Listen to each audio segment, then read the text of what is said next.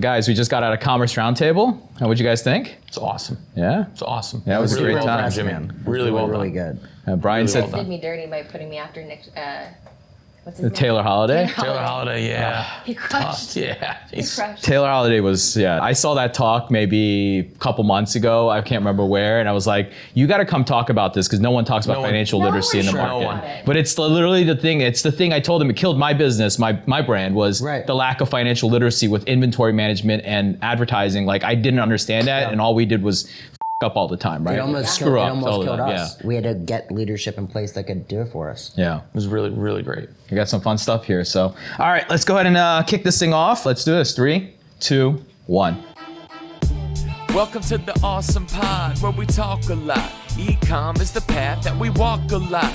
From 4 point of views when we're talking shop. What's up, everyone? Welcome to the ASOM Pod, a show about perspective from the eyes of an agency, SaaS operator, and a marketer focused on D2C, e-commerce, and the retail space. With over 55 years of combined business experience, founding over 12 different companies, we're excited to bring you this pod. So I'm gonna go around the room, introduce everyone, and I've got a special guest for you today. We'll introduce her in just a little bit. So we're gonna start off here. We got John, the Android-loving survival king. He's the CEO and co-founder of BattlBox. You got Amer, formerly known as the Prince of Bosnia.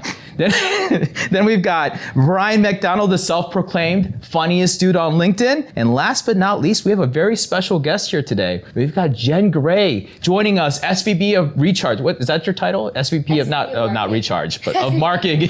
Yeah. But Jen, welcome to the pod. Thank you. We'd love for you to just start off by introducing yourself to the listeners. Yeah, hell yeah. So I'm Jen Gray. I am the SVP of Marketing for Recharge, and I'm a pretty typical tech bro. I guess I'm SaaS.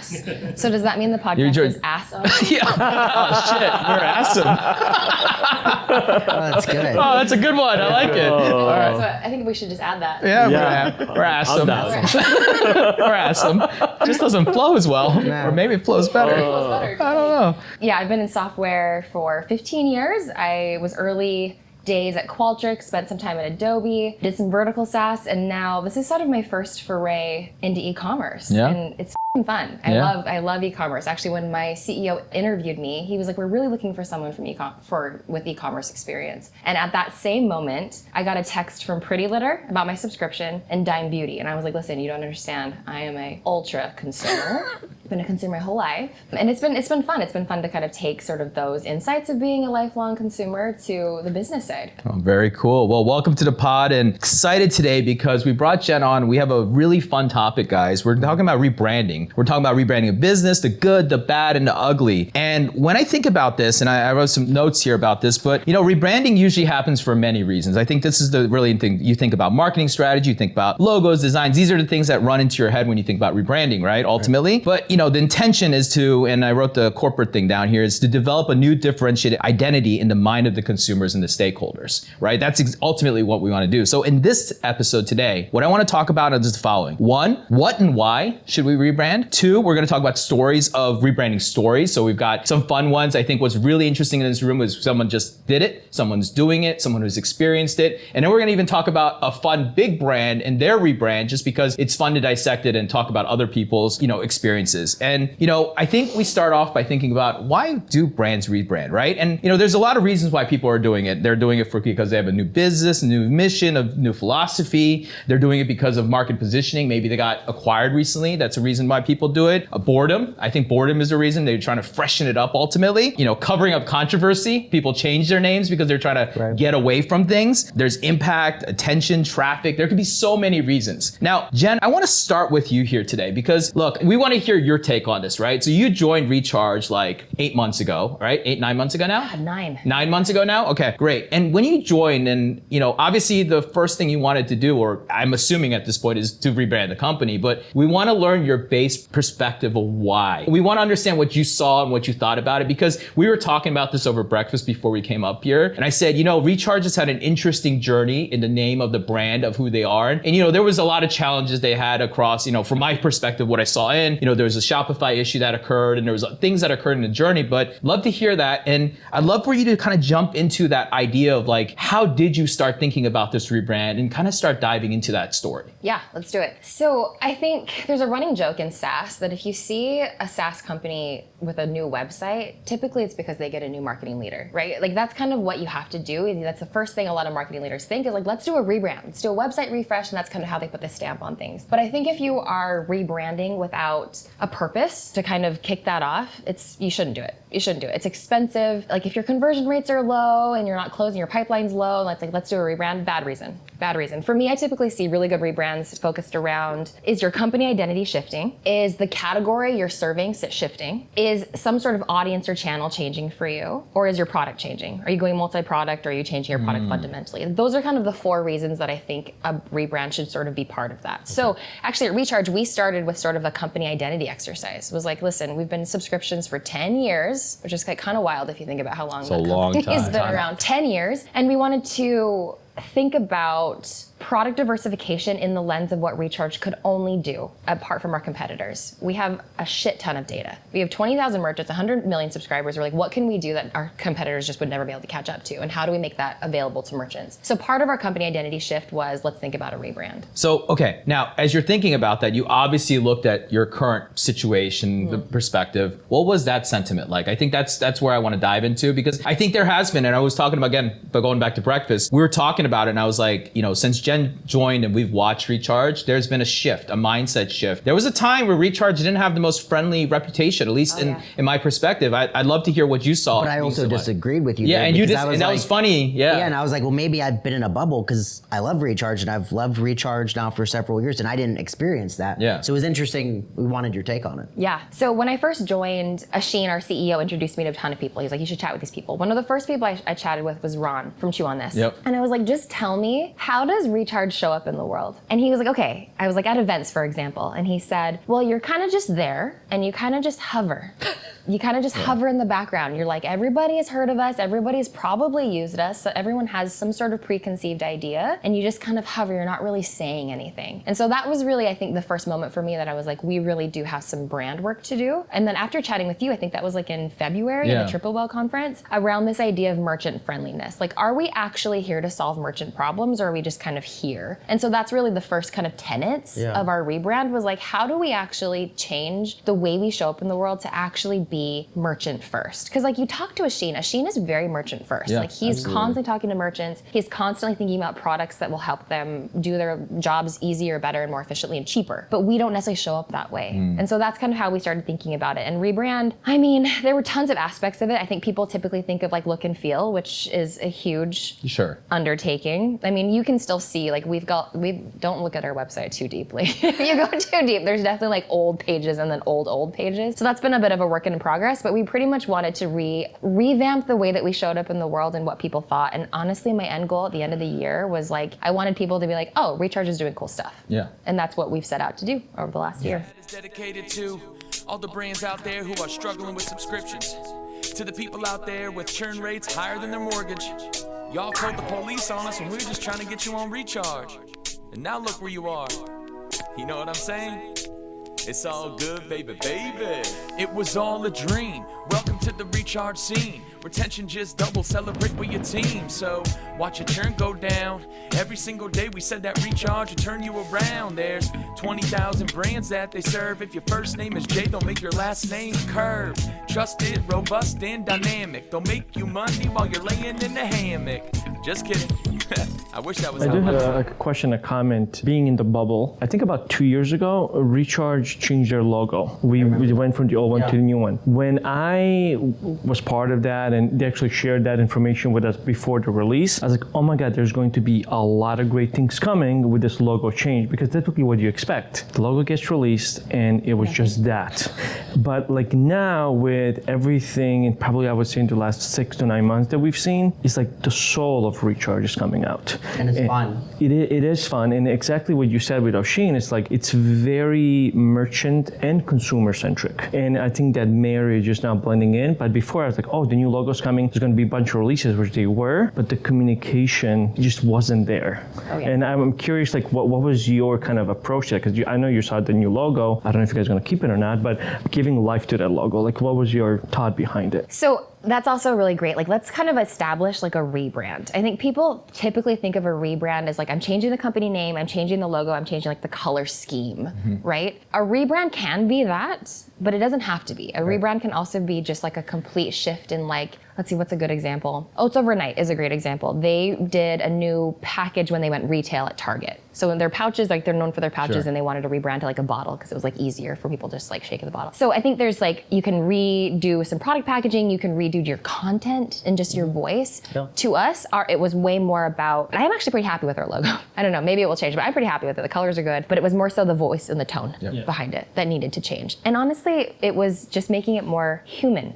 We just wanted people to, like, people don't buy from businesses, they buy from people. And so we wanted to make sure that it was like a little bit more personable, a little bit more human, and a little bit more approachable. Yeah, and I think when I look at it, the positioning of the company now, you guys have shifted and realized who the buyer is, really talking to the market ultimately. And like, you know, we're at this weird shift to consumer behavior, especially at the business level, because more of the younger people are now getting older, right? I mean, we were talking about yesterday on the stage about elder millennial. I'm an elder millennial too. Like, I'm at the peak of elder millennial. Like, I am if one day, like a couple days off, I would have not been a millennial. So I think about this a lot, but Eldest. Yeah, eldest, yes. Everyone bowed there, the millennials, right? No, but listen, like, people are like me, we're getting more in charge, and the people who were in charge are leaving, and that change and that voice and that behavior, even the business decision, right? As we've seen in the community, as we've seen already in either Creators Combine or any of the events that we're doing, is that there's a different level of authentic experience and connection that people want with companies. They don't want to know about the logo. They're not here to connect with the logo. They're here to connect with the people within the company, and they want to feel the connection and the true alignment there, which is where larger companies often fail, really, you know? And I think what's been beautiful about your, you know, the positioning of the rebrand that's changed is like, you can feel it and it feels more hip, young. It feels relevant ultimately, right? And that's what the messaging, because as you said, it's just a subscription company. Like when you said you walked into, it doesn't feel like just a subscription company anymore. And I think that's really big because it's really hard to make yourself stand out in a world where it's a commodity at some level, right? Oh yeah. And what you said, that when you had the conversation with Ron, now that I think about that, I guess I could see how that was perception. And because I'm in my little bubble and we've been with you guys for so long and I know so many rechargers, it's different, but I understand that. Like, it might have just been you guys were there, but not in the mix. And I think you felt that way because of what Jen said, and 100%. O'Shane is very merchant-centric. Yeah. And you had those communication, all the merchants do. I've gone on walks with him. I've texted him. Yeah. We've all gone on walks with this. Yeah.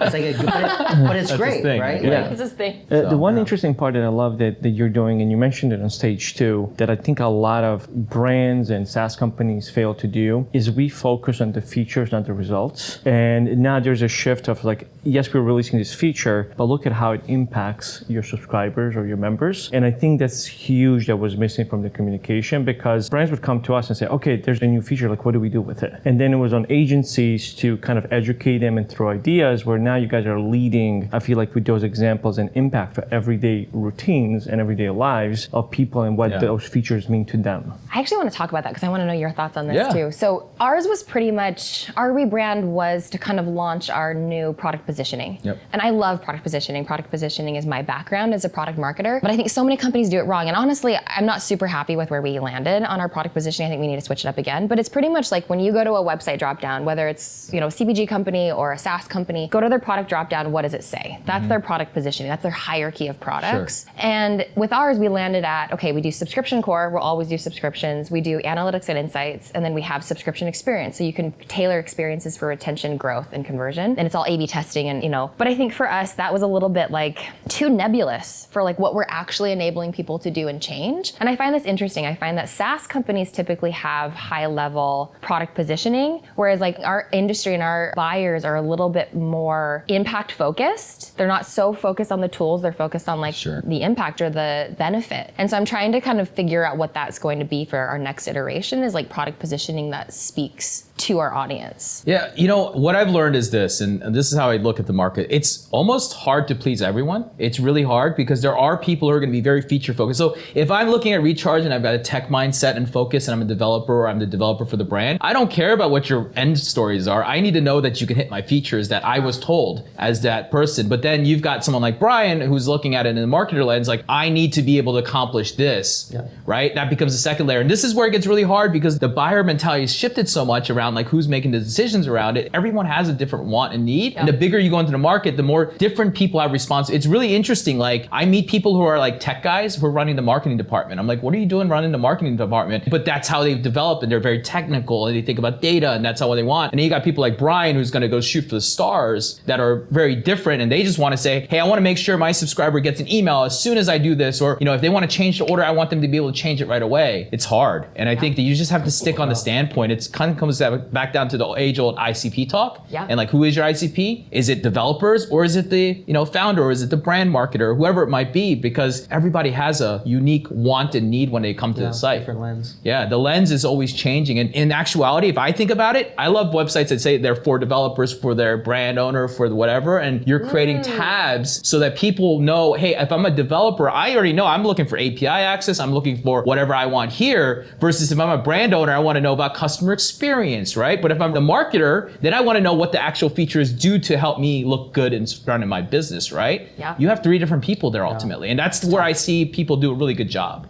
What I hate is when I go to a SaaS site and I don't immediately within 30 seconds even understand what the product That's is. the worst. Because we get a little bit too Buzzwords. Yeah, the buzzwords. The Yeah, it's buzzwords like- are definitely something that's dying, I think, in my opinion. Like, just get straight to the point. That's what people want. Tell me what it Plain does. speak. Yeah, they want plain speak. There's always been a theory, 5th grade language, right? That's what they say. Like, most people don't understand more than a 5th grade language. Like, I believe wholeheartedly in copywriting, you have to do that in order to be successful. Just because, fancy words are nice, but it's almost like one of those things. We stole it. We take it from like the largest companies and we see how they're saying things, and we try to say things like them because we want to be like them. But the reality is you're not like them. Right. They can say things like that because at some level, like Recharge, you're a leader in the space. Yeah. You don't really need to go tell them anything because they already know who you are when they're walking in often, right? That is really good. Yeah, so there's a lot you have to think about. The big thing to that too is I think what SaaS companies forget, and applies to agencies and to brands, there's so many solutions that we work with, and the continuous education or even information upfront is not clear enough, where like, how do we keep up with the ever-changing landscape? And it's not easy, for example, for me as an agency to know Sendlane, to know Shopify, to know Recharge, to know Gorgeous, to know Kendo, to know Yotpo, all these companies. And it's like, sometimes I'll open a backend of Shopify and I see 40 apps. And it's like, oh, you guys don't know every single app? Like, no, like it's impossible to know that. So like, I think I agree with that too. Like, people come and pitch to us as like, well, what is special about you? Mm-hmm. Like, I have so many solutions that I can lean onto, that I trust, that I'm already informed on. Like, why would I adopt yours on top of the ever-growing list of SaaS providers? But now I could argue with you that you could do all that, or you could just simply say you're number one. I feel like when you say you're the number one and the leading, people are just like, well, this is obviously the preferred choice. And 80% of the market is pragmatic buyers. Yeah. They're going to buy what the most majority buy. Well, and sometimes you just need to lean on that sometimes. But you have to earn that. But like, so in Recharge's case, like they are the number one. They have the market share. Right, but you're going to have people that are just going to go straight. Recharge doesn't have to say they're number one. Of course not. The market says they're number one. The market does, but you are going to get that buyer that comes there and they know what it is. They know who you are. But we struggle. I think even though we have more customers than any of our competitors combined, we struggle because our competitors have been very, very focused. Like Order Group does very well at enterprise. Right. Sure. State is very good at retention marketing. Skio does very good, like a certain buyer. And we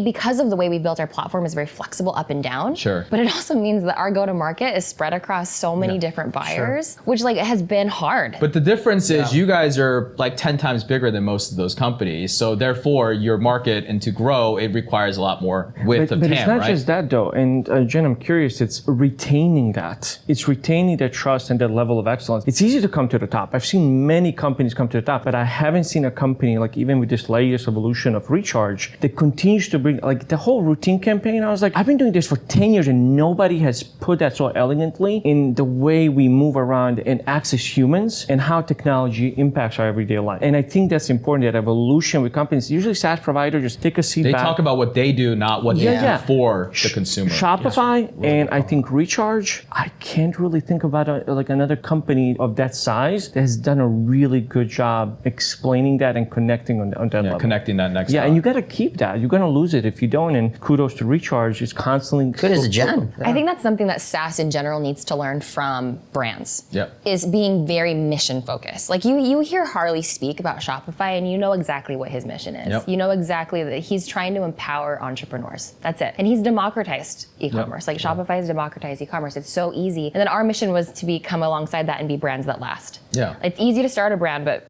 we went through that financial Yeah. with Taylor. Like Yeah. it's hard. It's Yeah. really, Hard. really hard. And so we wanted to come up and be like, okay, you start a brand, we're gonna help you finish. Like Yeah. when all the fanfare dies down, we actually want to make sure that from cradle to grave, you're in a good spot. But I think a lot of SaaS companies lose their soul without having a really, really solid mission. And they just focused on like, I do this tool and this tool and this tool. Like, and I think a lot of this space really needs to learn that human connection. That's 100% right. You're right about that. The brand side, like if you listen and realize what they're doing, I mean, you should sell the way that they are selling to their customers, number one, because people like to be sold the way they're selling. And then number two, you can learn a lot based on how they're selling these things and why the most successful ones, Pura Vida bracelets or any of these large brands that have done something special, a mission, right? And go empower something, do something, give back. These things work. There's a reason it works. People buy them. I mean, there was a guy in the conference yesterday. He sells a beer that is political of nature. I'm not going to say it because YouTube's not going to love me if I say stuff of words, using right? the P word. We can't say the word. Yeah, it's a P word, right? We got to be careful here. But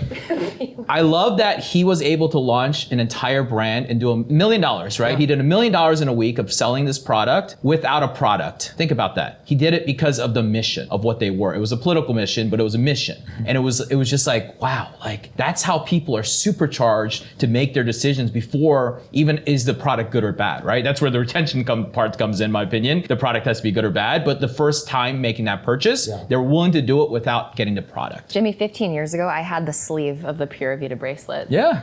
Totally. Yeah, that's what I'm saying. Everybody was into it. Everybody. I think one of my first Instagram posts was my wrist, like with that like sepia tone. Oh yeah, of filter, course. When filters came out, we're like, wow, we look so cool.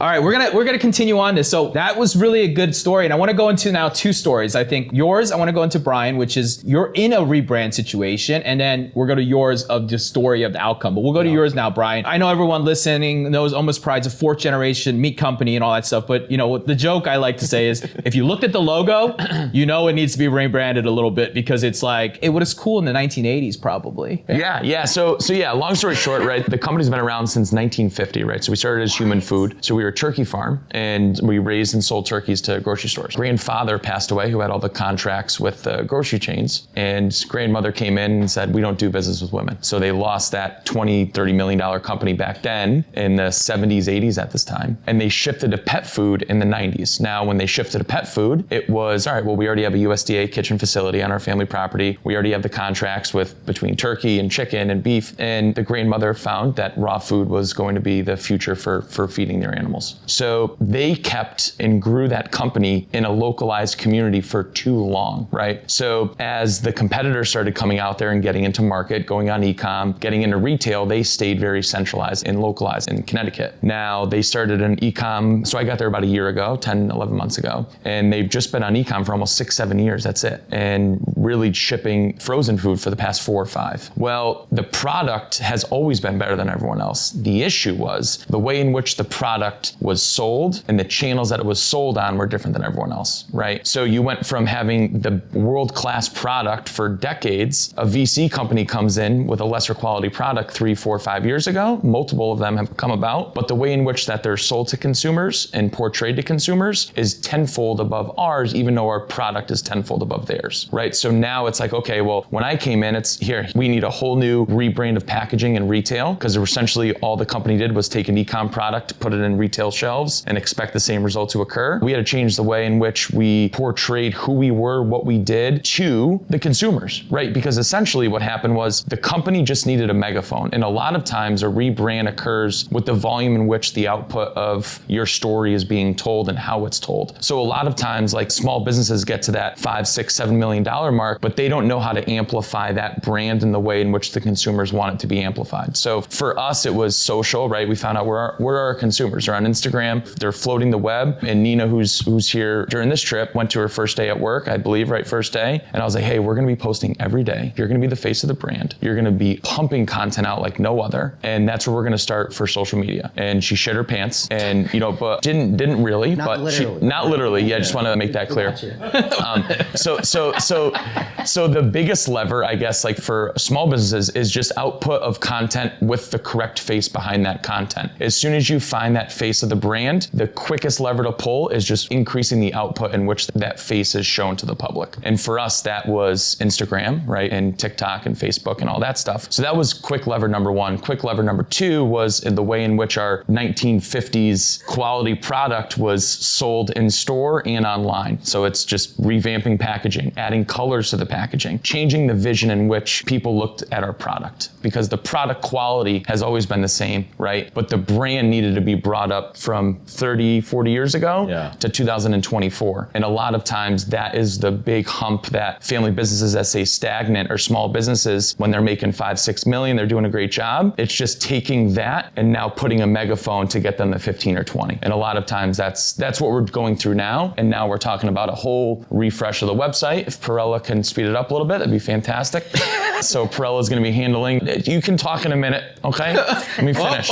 So in regards to the way that we're blowing up social, to changing our packaging, being sold in retail and the way we're portrayed online, and then also getting us off BigCommerce, moving us to Shopify, doing a refresh, rebrand of the website. Shouldn't even say refresh, because it just needs to be taken out to the back and just start from scratch. But all of that's going to encompass within a 10-month time period for $5 million essentially year business on e-com. We do 2 in retail and another 4 in wholesale. So a $10 million total annual recurring revenue business, and bringing it to 20 within 10 months just by changing the way which, we're portrayed. And Bryan, like the first time you hit me up, I remember when we talked initially, when you hit me up on something, I can't remember why. I remember going to the website and looking at your website and be like, what is this? Like, it looked old, dude. Like I was looking at it and I was like, in 1995, like this would have been a great website. No offense to anybody who built it, but it's just not like that. As you said, like it didn't give me, as a modern pet owner, as someone we shop a lot on pet stuff. It didn't give me the feeling like this was like the authority, the premium, the good stuff. Yes. I was questioning why this site was trying to charge me so much money for pet food, right? I didn't understand raw either, right? And so like all of these things for me, now that I understand you and the business and everything else, like it's very clear what it is. But man, that first impression is tough. It's tough. Yeah, it's tough. And it's tough to swallow that. And that's where the brand loyalty comes in for you guys often, right? It's like people know the product is good, or they're localized, or word of mouth. I guarantee you that's a lot of the things that are coming to place, not because your website's making conversions. Yes, and I relate it to, so I enjoy golfing with people who I connect with, right? I don't enjoy playing with good golfers who I don't connect with. And I think the relevance there is people buy from people that they connect with. They want to play golf with other brands that they connect with. I don't care if you're a really good golfer, right? Which we were before. We were that really good golfer that wasn't connecting to the consumer, right? So no one wanted to play golf with us. Well, we're still keeping that same level of skill set, but now we're becoming that connecting piece and personality that you want to go out and play 18 holes with and have a beer with. As soon as you become that type of brand where someone feels that they can go out and go to happy hour with you, like no matter what you are, if you're SaaS, agency, brand, as soon as you develop that happy hour connection on a personal level, it's the sky's the limit in that regard. And that's sort of like what I wanted to bring over from the gun and ammo space, even though that's where I was there for a long time. Our big thing was reshifting the way that like we treated our customers. So I came out with this whole "we give a shit about you" campaign, and put a guy blowing up toilets. Now this is a whole nother industry, right? So I went from that, right, essentially bringing that over to pet food in a different way. But I'm like, listen, I came from a $200 million business. I grew it from 80 to 90 to 210. I'm gonna do the same thing in pet, just without blowing up toilets. But we essentially taking that way of, people loved calling my old company because we hired veterans, we gave a shit about them, and they felt that connection on that level. And now we need to do that with the actual brand and product in the dog food side. Speaking of blowing up toilets, we ordered Farmer's Dog for my dogs. It's horrible. Yeah. Like we came down to the crate, they loved it, but we came down to the crate and there's like diarrhea on the walls. It made their urine smell bad. I appreciate that. Yeah. I appreciate that. Like not a big fan of Farmer's Dog. Yeah, no. You can use that as a testimonial on your website. Us first in, just listen to John. Quote me on that. Quote me on that. And they went against everything we said yesterday too about getting rid of E and e-com. Yeah. They're going to do 1.3 billion direct to consumer this year. Wow. Holy cow, good for that. Yeah, Fresh Pet's going to do 1.5 billion. That's so much dog food. So much dog food. So much dog food. So much. Comment a question. Comment is I'm still waiting for my DocuSign. question is, Back to the site. yes, back to the site. I have to defend myself here.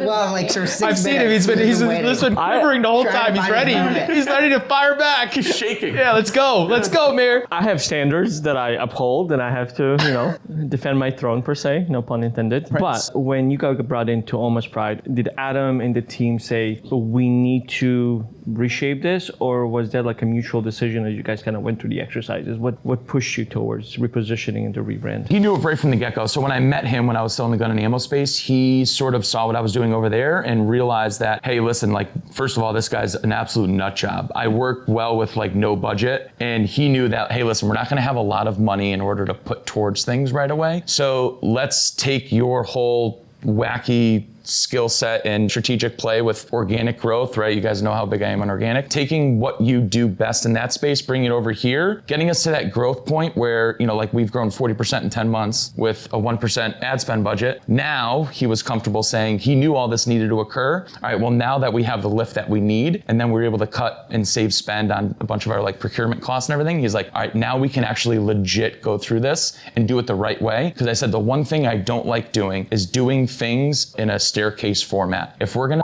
do it, we're gonna do it and go to the second floor. I'm not gonna spend a third of the cost on some shit and get us to here. I wanna get us to here. He said, well, in order for that to happen, here's what you need to do, revenue-wise, right? So now I'm like, okay, once we hit that point, which is what I think a lot of brands don't realize too, is like, you're not gonna see that big of an, like if Jen did this fourth of the way that she did now, you have to go for it or don't do it at all, or else there's no point in rebranding, because you're not gonna get the benefits that you truly are gonna be able to like reap the rewards from if you just do something half-ass, right? But you gotta set expectations. Like, this makes my marketer heart so happy, because I think a lot of brands and companies fall into this sort of, if we build it, they will come. The best product in the world will not do well if you don't have that megaphone. Yeah. But I worked with a really tough CFO a couple of years back. He was super tough, and marketing is hard because not everything can be tracked to ROI. Like events can't be tracked to ROI, branding can't oftentimes too. And so our deal was, we have to kind of track the math of the business and sell the dream. And so you've got to figure out how to make that big step, but set expectations of like, okay, growth is going to be like this for 3 months, like this for 6 months, this for 9 months, because I'm not going to be able to pay off what I'm going to do here in like a 6-month period, but here's what I'm going to do in 6 months period. Because as long as like the P&L can like shift and reflect sort of what is anticipated for these big bets, you're going to be fine. And so that's always been my thing, is like, figure out your math of the business and sell the big dream. Yeah, 100%. And you have to keep those balanced. The thing is, your story, Jen's story, there's a commonality within, a lot of the things that you guys are both talking about, even though they're so separate. It's the truth. It's really one thing. You're changing perception, make impact, stand out. In fact, I want to jump over here to John over here, because you have something interesting, because the survival, the tactical, I mean, we talked about the outdoor thing, right? Like,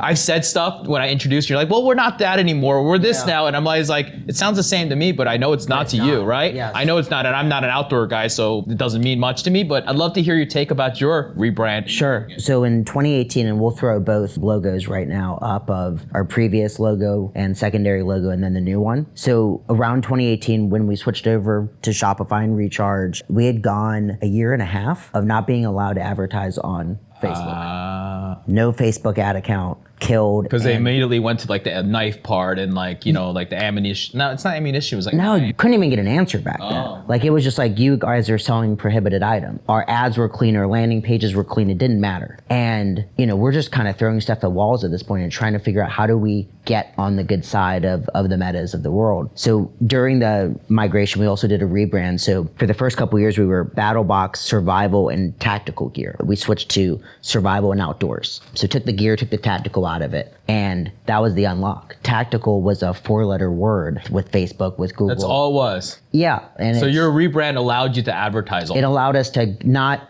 the algorithms were basically just flagging it. And tactical companies, you know this better than anybody, tactical companies have a really hard time. Most can't advertise, right? Because even if it's not actual guns, gun accessories, it's still kind of all in that prohibited area. So it was a very simple rebrand. At the same time, if you looked at the logos, we kind of graduated the logo a little bit. We took we had this very boxy, because we're a subscription box.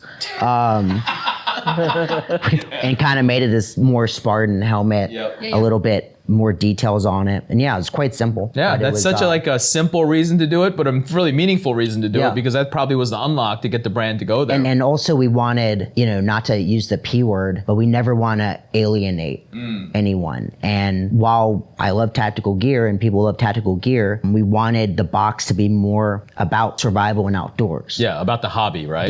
Down the fairway, not like on either way, left or right. And that allowed us to kind of keep that messaging on point. It made your TAM bigger too. Correct. Yeah. And that's what we wanted. We didn't want to alienate anyone. Yeah, that's a good story of just a simple reason why you might have to do it as well. So, And to your point, not all rebrands are that big name change or logo change. This was such a small little tweak, but it was definitely a rebrand exercise. How'd you get to that point? Did you survey? Did you talk to the metas of the world?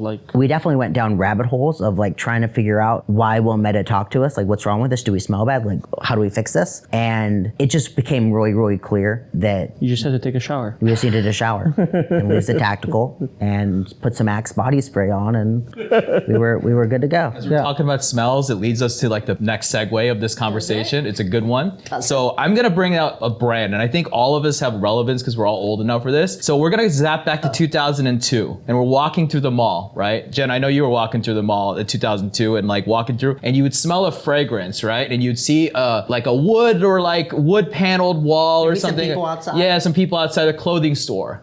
Who is that? Abercrombie. Yes, right? So we're talking about Abercrombie. A big shout out to Caitlin bringing this one up as a really great idea. But, since Abercrombie, right? Everybody loved Abercrombie. We all remember this fond memory. And then they kind of disappeared for a while, right? And then in 2017, they hired a new CEO. Her name's Fran Horowitz. And she was a longtime employee of the company. She became the CEO. And by 2021, they had a new identity. And now the stock's ripping and they're taking over. And they really did one of the biggest rebrands, because we know in clothing, and you're in fashion, so you know this, you either die or you evolve, right? Yeah. And evolving is not easy, because in order to stay on the trend, you might alienate who your customer is, and you have to go find a new customer, or you have to revert into a wider spread. And that's exactly what they did. They used to have a thing where you had to be a pretty small person in order to wear their clothes. Their X larges were mediums, because, and that's when people wore tighter shirts back then too, right? Tighter pants, tighter shorts. Now we've gone back to baggy. But, the sizing today, right? Caitlin was explaining to us, and I was reading about it before we got on this pod, but now they're doing extra small all the way to triple XL, and they've expanded. They've kind of taken the Gap model a little bit. They have right? Curve Love. Yeah. It's their jeans. There's you can get jeans standard, or you can get them Curve Love. Yeah. They're a little bit more inclusive. Yeah, and that's a big change they made, right? They realized that they had this great brand, and the truth is, the name brand was so powerful that Abercrombie and Fitch was remember that was Abercrombie and Fitch, and now they're Abercrombie, I think is what they're calling themselves, right? I think they don't. Yeah, they got rid of the Fitch part now. Poor Fitch. Yeah, poor Fitch. I don't even know who Fitch is. deal. I don't know anything about the nobody actual will. story of it, but now they're just Abercrombie. But Everyone will forget. Yeah. it's kind of interesting, but you guys see that, and what do you guys think about that? If you think back on that and say, wow, where'd they come out of, how they do it? I mean, it was a long time, 2017 to 2021 to execute the rebrand. So 4 years to execute that change they did. And then it took another 2-3 years for it to take off. So we're talking a 7-year story of a rebrand here. And they've done a great job, and you walk by the store, it's not the same experience that we experienced as young, but we won't forget the name brand, and people are in and out of that store now. Any thoughts on that? What do you think about this story, Jen? I worked at Abercrombie Okay. back in the day, and I was fired from Abercrombie. Oh, wow. I worked You in didn't the... spray the spray enough, did you? I Wanted to didn't. get rid of Fitch back then. That was That was the exactly corporate it. protocol, right? You were Yes. supposed to spray it till it There floods was- out into the mall. That was their protocol. Now, I know this. My Dude, friend worked there too. That's what they during were the told. holidays, they curfew. had this role called the Spritzer Girl. And so I wore pajama pants and these 2-layered tank tops and flip-flops, and I had their Ready perfume. That was their new perfume. And I would have to spray it on people that were waiting in line to purchase things without their consent. And so on Christmas Eve, I just called in and I was like, I cannot do it. And I just no-called, no-showed. And then I got fired after that. Because I just couldn't. I couldn't. Abercrombie's such an interesting one. I think it's more so how they rose with also capturing sort of where trends were going anyway. When preppy kind of went down and then kind of came back, they sort sort of capitalized on that. And they made it more approachable, more inclusive. Like all of a sudden you didn't have to be this like blonde, like American girl that was like a size extra small. Like it was more inclusive. It was more just sort of like the preppy lifestyle. Their photography changed. They did a good job. I still shop at Abercrombie. I do. Yeah. No, I mean, I was reading this article and, you know, her vision was to have the brand age up, essentially. That's what she says. And she was the buyers. Yes, Yeah, correct. I was gonna And say she that. realized Now that the we're buyer millennials. aged up, and in order to facilitate the buyer that they already had that knew the brand and kept it going, instead of thinking about going after the young crowd and keeping there, they decided to rise with their age group. That's the big thing, that big unlock according to this. And they really started realizing it can't be exclusivity anymore. It's about inclusivity, right? The change in the mindset. And that's where it started to And kind of also change with that. what you said about how much purchasing power millennials have now, which is this them moving upstream too. There's Yeah. also, Do they- go ahead. Do they still have the pants that zip into shorts? Jesus. not. We talked about this. I had, so they were these pants and you could take off and you'd have shorts. I had every color. They were great. You still wear them? The first question I asked him was, did you unzip him and put it in No, your pockets? Colleen threw. What are you doing now? They would go in your backpack maybe, or Colleen donated most of Yes, them away. that's probably the I right think I answer. like hit a pair that I still might have. You should wear it from the next pod. R.I.P. Okay. All right, Jen's happy They were for you great. and agrees with your wife, but yeah. They were great. John's And shorts, reminiscing. I can do both. Yeah. There's also an example of what Abercrombie is doing, failing tremendously. So about 15 to 20 years ago, I started my journey with Target, and I don't know if it's still this way, but Target is like one of these places that shaped me as an individual, as a professional, because I learned everything from shrinkage to inventory to managing warehouses. Like it really allowed me to be, I think, an asset for a lot of brands because I see beyond the digital landscape. And I was at Target and actually had my accident and I couldn't work for a long time. And then I heard from a few leaders at Target that they're going to JCPenney. JCPenney struggling, why are you going there? And Ron Johnson, who was an executive at Apple, he created the Apple stores and the Genius Bar at Apple. And he had this vision for JCPenney where I 100% agreed with, and I'll get to why it didn't work out. He wanted to create two things. He said e-commerce is the future, and we need to adapt more to it. And second, he wanted to redo all the stores to make them a town square where families can come, have enjoyable experiences, everything from shopping to having ice cream machines, like a mini mall almost, and really drive and get away from this like coupon mythology and just say, we're going to give you the best possible price. And one of the reasons he wanted to do that is he recognized that JCPenney was struggling because JCPenney's demographic were baby boomers and older. And he said, your consumer base is dying, literally. And we need to bring in new people, new families, millennials to the table because they're going to have the purchasing power. Didn't JCPenney fail though? Well, this is what happened. So the leadership that he replaced, a couple of them stayed on the board. And Ron Johnson explained, this is going to be a painful time because we're pushing away the old and we have to invest heavily to attract the new and rethink what JCPenney is. And I don't know if you guys remember, they had this like cool blue logo, like very modernized. We were like doing everything from redoing the pathways in the store from tiles to like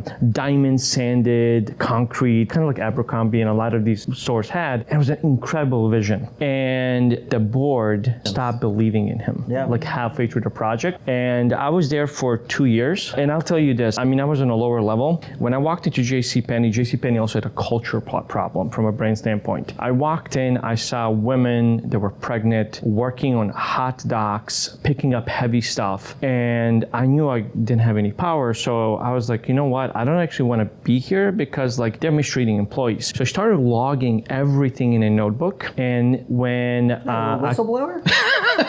oh, well, watch what happened. So a couple of things happened. Eric took down JCPenney. So no.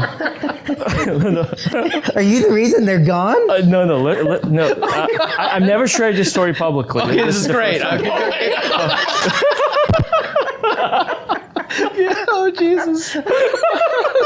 Okay, keep going. We're gonna hear the rest of this thing. We need to know about the end. So I was hired over a woman, her name was Carolyn, who's been with JCPenney for 18 years. She could run circles around me and how intelligent she was when it came to retail and everything. She did my job. I just leaned on to her. I was like 22 years old. Like, what the hell am I doing here when this person is way better than I am and way better than I'll ever be? And I started logging everything, and I kind of came to a point I had enough because I kept saying sending these messages to upper management. It just wasn't getting through. So one Friday, I go to my computer. I email Ron Johnson everything.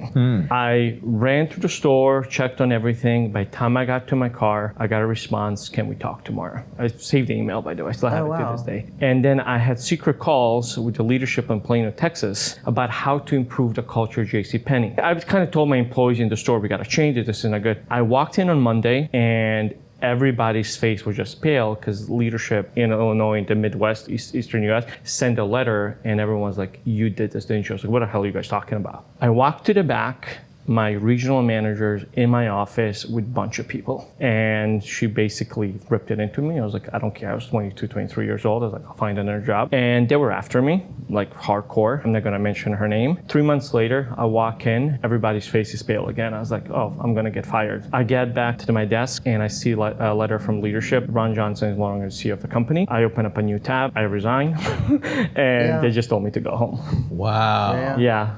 And now JCPenney is no longer in physical existence. Yeah, it's tough if you don't have the board's full support. That makes your that job makes it so really His difficult. vision was incredible, and I think it was just It's just time. I mean, we've just talked about Abercrombie's 7-year story to rebrand. Time. He needed time. I mean, dude, it's like one of the things I said, and again, shout out to Caitlin for this, like one of the things that we heard about was the online presence. So I looked it up. What percentage do you think of Abercrombie does $5 billion a year? What percentage of that $5 billion do you think is online? 15%. Go with 40. I'll say 60. Yeah, three of it. 45%. Oh, wow. Right now, as of March 2024 report, 45% is done, which is telling us, right, if they're making the shift, following their behavior of who's the purchaser, which is all of us in this room at some level, I buy online. we're willing to jump on their website and buy at 45%, which is absolutely incredible for know, someone but who we know probably the had brand. nothing in 2021. Yeah, we know the brand. Yeah. Can I add something about JCPenney, which is the most screwed up thing? After they fired Ron Johnson, they brought in No, it's crazy because it fascinated me. They brought in the leadership and the CEO that got him into the mess in the first place. Say that again? They brought They back the rehired CEO. the CEO before Oh. him. It's like, how does that That make happens sense? sometimes. Really, Like, you don't know what triggered do you by do at this point. Like Disney did that, right? Like they got to a point where they had to go back to what they knew. Yeah, but what they knew wasn't working. Jesus. Yeah, I understand if it was okay. Yeah, that's a good point. Yeah. So different than Disney. Amer's been waiting for 19 episodes. I was like, I can't wait to. He's been waiting to tell this story. Oh, man. Dude, that was a great story. You might have given them the roadmap to help succeed, and they didn't listen to you. No, it was literally, I wasn't the only one. Like Carolyn, I'm telling you, like there's like Carolyn, Kalina, all these like women. I literally had like 99% women in that. I was like, why don't we have it a veterans base? I was like, why don't we hire some men for these like heavier, tougher tasks? Because these women were like working their butts off. And then I walk in as a 22-year-old bald kid, like You're bald at back 20? then? yeah, because my mom was going through treatments. And, Okay. Oh, yeah, okay. yeah. Oh, you okay? Yeah. Got it. Different reasons. Okay, got it. Yeah, yeah. Well, all right. I wanna rapid fire one last thing. Tips. I want to give the listeners one thing to take away. If you're thinking about rebranding, what's the one thing that you can give away that says, think about this? Like, think about this and just put it in the back of your mind. Just use it as something. I'm going to give it to you, Jen, if you can hand that first. And what's your tip? My favorite framework when you think about a rebrand is first think about your category, right? That's sort of the biggest thing to think about. I think Qualtrics, my roots, I think is the best example of categorization. Like they sold literally surveys. It was just a survey tool to market research professionals. They category created into experience management, and all of a sudden CXO started popping up. I got sucked into that. I got so sold on the idea, and then I said, this is just Survey Monkey. This is just surveys. And I got so mad. I thought it was going to be so special. Oh yeah, it's just surveys. It's just surveys with really good branding and really good surveys. Yeah, for they were sure. really good, deep surveys, Right? but it was surprising because you thought there was so much more because they're a huge company.